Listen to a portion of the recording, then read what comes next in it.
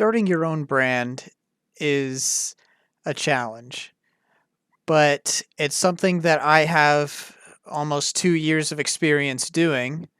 And this year, 2022, I decided to document it. So, this is the first video of the series. My name is Jack. I'm the founder of Four Melrose, a clothing brand based out of Orlando, Florida. And you're catching the first behind the scenes glimpse of my process and how everything works. So I learned that in 2022, planning is what I need to do. And that's exactly what you're watching me do in this clip. Later in the video, I'll take you into my studio and you'll see me clean it up and get it ready to start working. But for now, into the video. So this is kind of the boring part, but it's exciting for me because I'm planning out 2022, and that's different. Something that I didn't realize in starting your own business and kind of trying to build a brand is that you can't just wing it the whole time.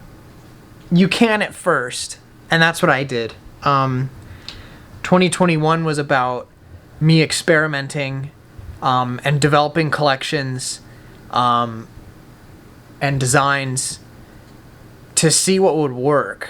And I found a few that did. I had a few designs that I worked really hard on that did not do well, and hadn't figured out how I was going to market the brand, how I was going to, get the product out to people, which with e-commerce and marketing through social media, that's so important. You have to make sure that you can get your message out and your product out effectively to your audience. What's going to happen is there's product here.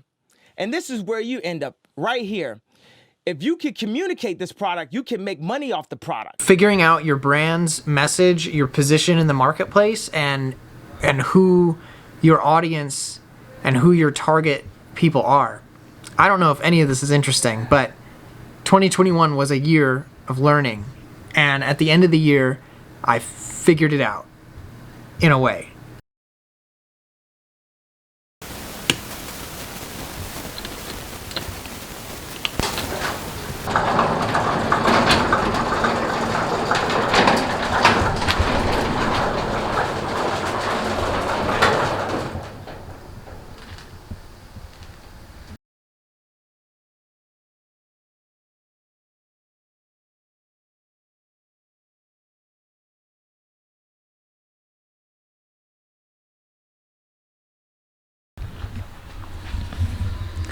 Okay, so I'm finished. I kind of spent all day working in here, and I'm ready to kind of show off the somewhat final product. I mean, it's a studio, so stuff is going to change all the time, and this isn't going to be the permanent setup by any means, but it's workable. It's something that I can start printing in.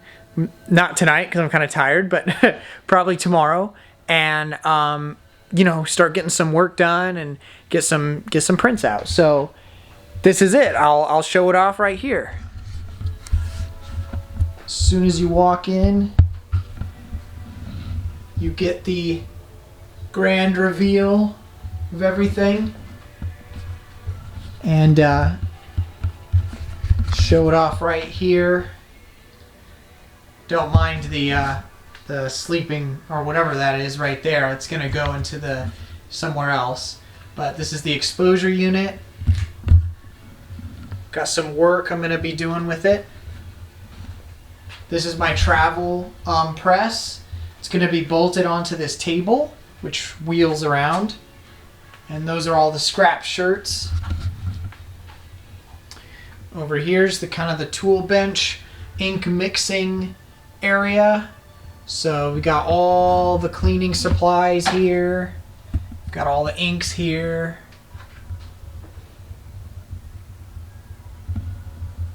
And we've got all of my dyes here with some clean towels.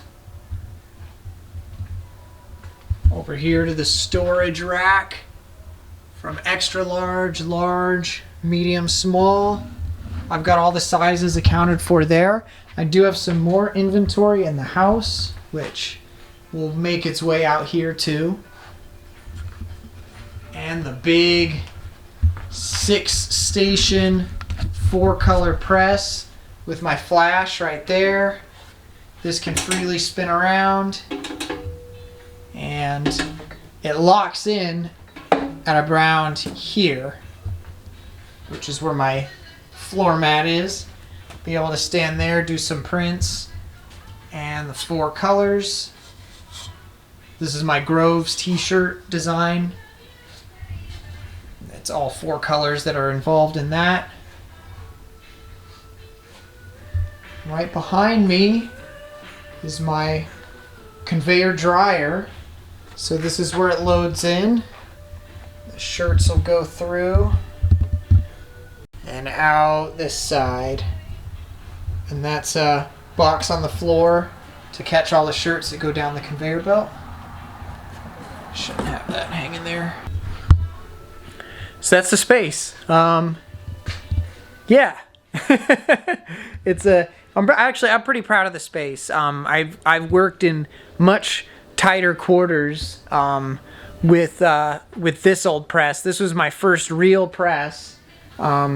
When I was selling some of my shirts last year, I was using this guy on a plastic fold-out table. So it's come a long way since then, and you know, I'm kind of setting myself up for success here. So 2022, it'll just be better, right?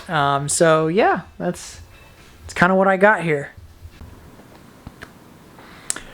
Okay, so today is Friday, the 7th of January, 2022. This is my last day for the week before kind of compiling the blog together. So I just wanted to summarize everything and tell you what Four Melrose is all about and what this channel is going to be about kind of going forward. Four Melrose tells the story of a place between cities, and that's been kind of the tagline for the brand. And what that is all about is literally, in a literal sense, it's about my story from Los Angeles to Florida, kind of the mindset and lifestyle changes and old dreams transitioning to new dreams because plans and things change, right? And it's sort of about embracing that feeling of going somewhere new, unknown, and scary, but being excited and hopeful for it. That's kind of the mood of the brand. And so how that translates into designs is I take a lot of inspiration from art, from pop culture. I look at other streetwear brands and kind of take inspiration from that.